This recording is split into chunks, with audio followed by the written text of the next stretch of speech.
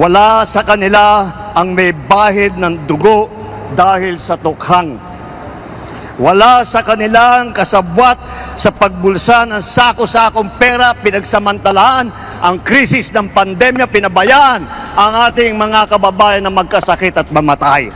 VP Sara Duterte at dating Pangulong Rodrigo Duterte, binanatan ni President Bongbong Marcos Jr. Hindi na nakapagtimpi at tila binanatan ni Pangulong Ferdinand Bongbong Marcos Jr. ang mag-amang sina VP Sara Duterte at Rodrigo Duterte matapos niyang ibida ang kanyang alyansa para sa Bagong Pilipinas senatorial slate sa pag-arangkada ng kanilang campaign rally noong Martes, Pebrero 11, 2025. Sa kanyang talumpati sa naturang campaign rally, tahasang iginiit ni PBBM na wala umano sa kanyang senatorial lineup ang may bahid ng dugo dulot ng kontrobersyal na kampanya kontra noong nakaraang administrasyon ni dating Pangulong Rodrigo Duterte.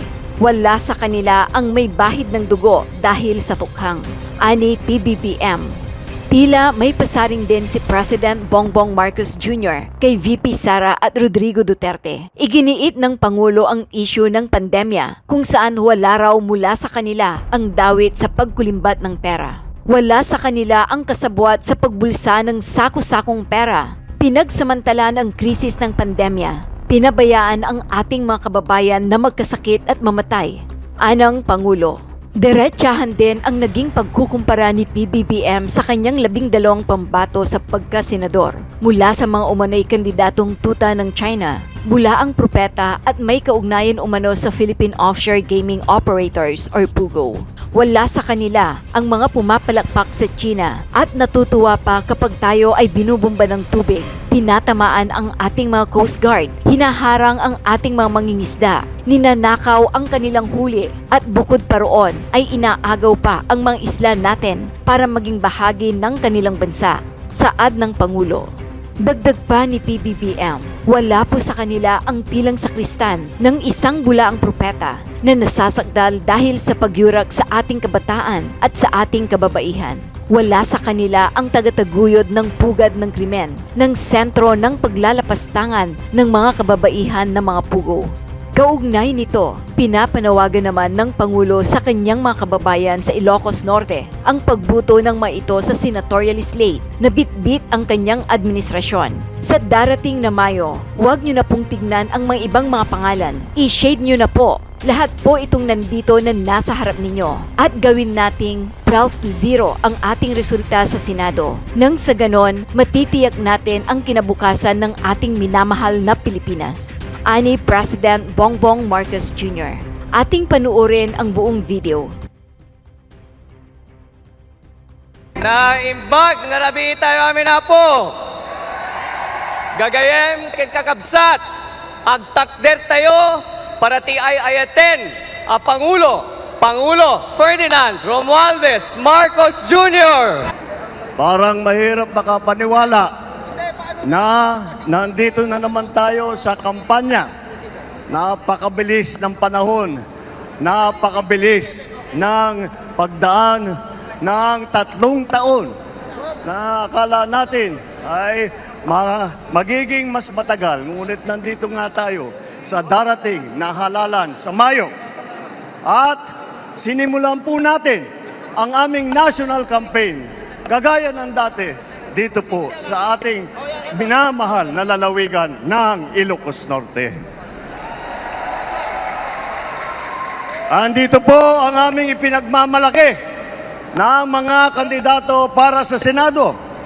Ngunit, bagamat nakatuon ang pansin natin sa ating mga kandidato para sa Senado,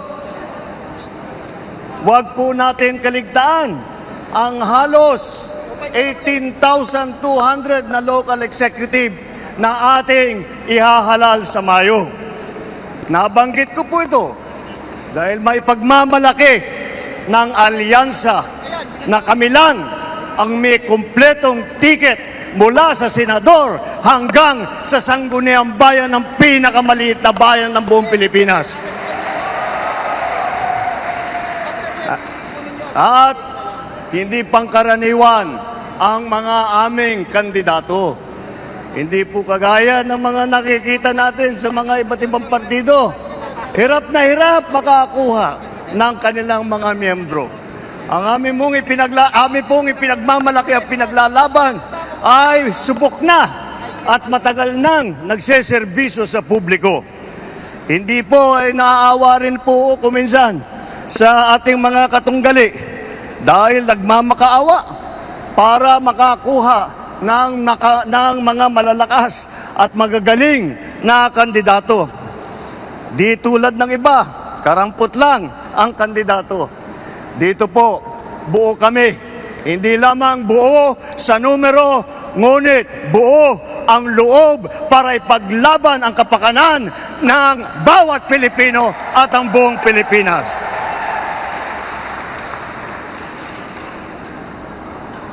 Kaya naman,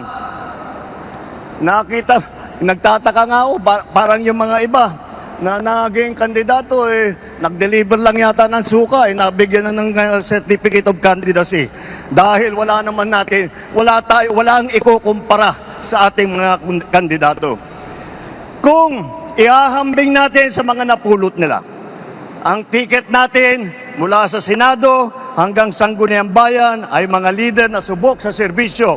Magandang record na pwedeng ipagmalaki kahit kanino.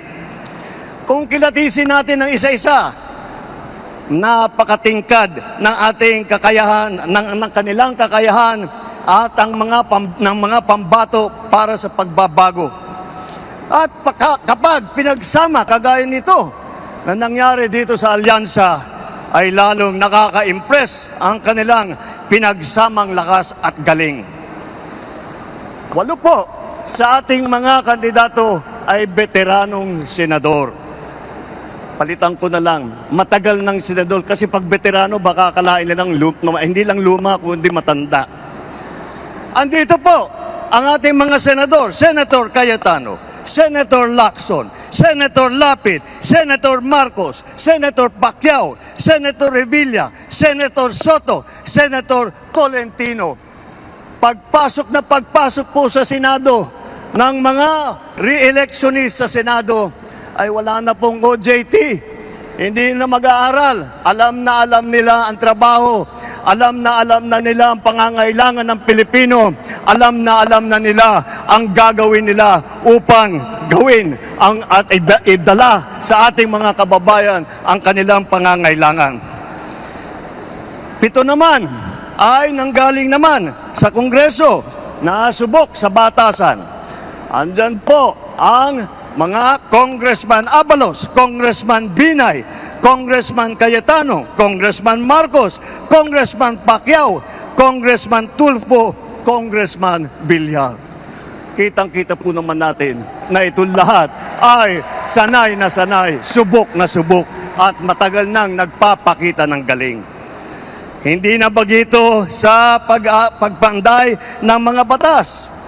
4 ang nagsilbi sa kabinete, humawak ng cabinet rank na posisyon. Si Abalos, DILG Secretary. Si Tulfo, nag-DSWD Secretary. Lacson, ng Yolanda Rehabilitation Commission.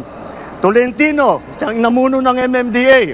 Ngunit, sa kanilang katungkulan, ay hindi lang po sila parelax-relax.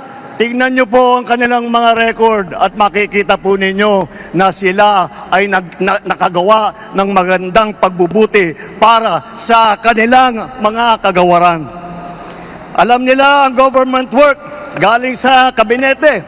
Hindi lang dada, pero gawa ang kanilang ipinapakita. They are not here to oppose. They are here to propose. 3 ang naging gobernador ng malalaking probinsya. Alam nyo na, Manang Aimee, dito sa atin, sa Ilocos Norte. Lito Lapid, Governor Lito Lapid ng Pampanga. At ang Governor Revilla ng Cavite naman. Bukod pa ron, kasama nila ang 3 naging city mayor. Abi Binay ng Makati, Tolentino ng Tagaytay, Abalos ng Mandaluyong. At huwag natin kalimutan na si Tito Sen, Senator Soto, ay naging Vice Mayor din ng Quezon City.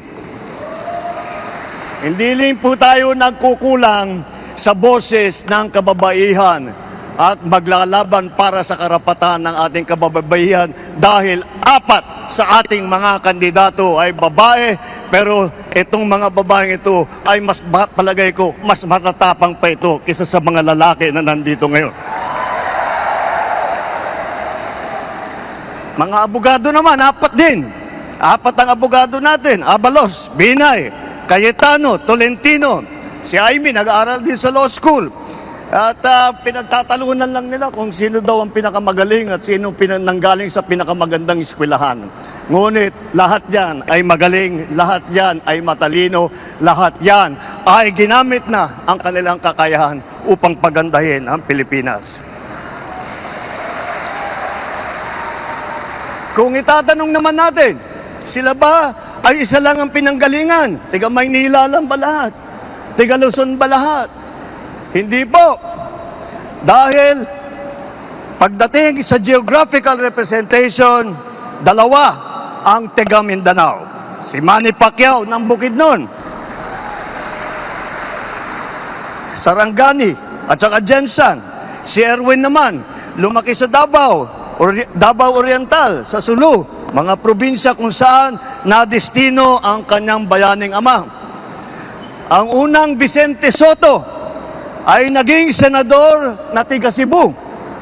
Ang nanay naman namin ni Amy, alam nyo naman, 100% Waray. Alam naman natin pati na ang lolo ni Camille ay galing sa Iloilo. Yan po ang ating ipagmamalaki. Dahil po nauunawaan nila hindi lamang ang mga problema na hinaharap na nasyonal, hindi lang ang mga problema sa taas, sa Senado, ngunit lahat po sila ay may karanasan sa local government, may karanasan sila sa executive. Lahat po sila ay nakapagpakita na ng kanilang kakayahan. Kaya't po ay kayang-kaya naming maipagmalaki. Bukod po dyan, tignan nyo po ang record ng ating mga kandidato. Wala sa kanila ang may bahid ng dugo dahil sa tukhang. Wala sa kanilang kasabwat sa pagbulsa ng sako-sakong pera, pinagsamantalaan ang krisis ng pandemya, pinabayaan ang ating mga kababayan na magkasakit at mamatay. Wala sa kanila ang mga pumapalakpak sa China at natutuwa pa kapag tayo ay binobomba ng tubig. Tinatamaan ang ating mga Coast Guard, hinaharang ang ating mga mangingisda, ninanakaw ang kanilang huli. At bukod pa ron ay inaagaw pa ang mga isla natin para maging bahagi ng kanilang bansa. Wala po sa kanila ang tilang sakristan ng isang bulaang propeta na nasasakdal dahil sa pagyurak sa ating kabataan at sa ating kababaihan. Wala sa kanila ang tagataguyod ng pugad ng krimen, ng sentro ng paglalapastangan ng mga kababaihan na mga pugo. Tayo ngayon ay nasa sangandaan ng ating paglalakbay bilang isang malayang bansa. Bilang isang sambayanang may dangal, may sipag at may talino. Tayo ba ay papayag na babalik sa panahon gusto ng kung kailan gusto ng ating mga liderato maging probinsya tayo ng China? Babalik ba tayo sa nakaraan na ibinubugaw ang ating bayan bilang isang sugalan ng mga dayuhan? Nais ba natin bumalik sa landas na umaapaw sa dugo ng mga inosenteng mga bata na inagaw sa kanilang mga anak, mga ina, kinuha sa kanilang mga tahanan at inagaw ang kanilang kinabukasan? Walang nagnanais na Pilipino na mabalik tayo sa ganyang klaseng pagpatakbo. Kaya naman, pakakatiyak po kayo na kapag ang ating mga kandidato ay naluklok sa Senado at sila ay nagsimula ng kanilang trabaho, asahan po ninyo na sila po ay hindi makikihalo, hindi makikilahok sa ganyang bagay na ating iniwanan na at na ayaw balikan. Ito po ang aming ipinagmamalaki. Ito po ang ating mga kandidato para ng alyansa para sa bagong Pilipinas. Ito po ang hinaharap namin sa inyo, ang pinakamagagaling na Pilipino, pinakamasipag na nagsiservisyo publiko at ang buong buhay nila ay itinaya nila hindi lamang para sa kapakanan ng kanilang mga sarili, kung hindi po para sa inyo, para sa taong bayan, para sa Pilipino at para sa Pilipinas.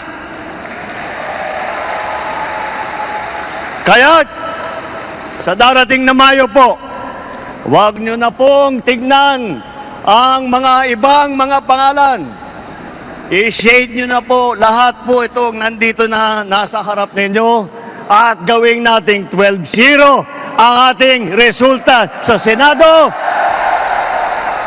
Nang sa ganon, matitiyak natin ang kinabukasan ng ating minamahal na Pilipinas. Mabuhay ang alyansa! Mabuhay ang bagong Pilipinas! Mabuhay tayong lahat! Maraming salam, Diyos di na kada kayo aming Mag-subscribe at i-click ang notification bell para sa mga susunod na video updates. Maraming salamat po.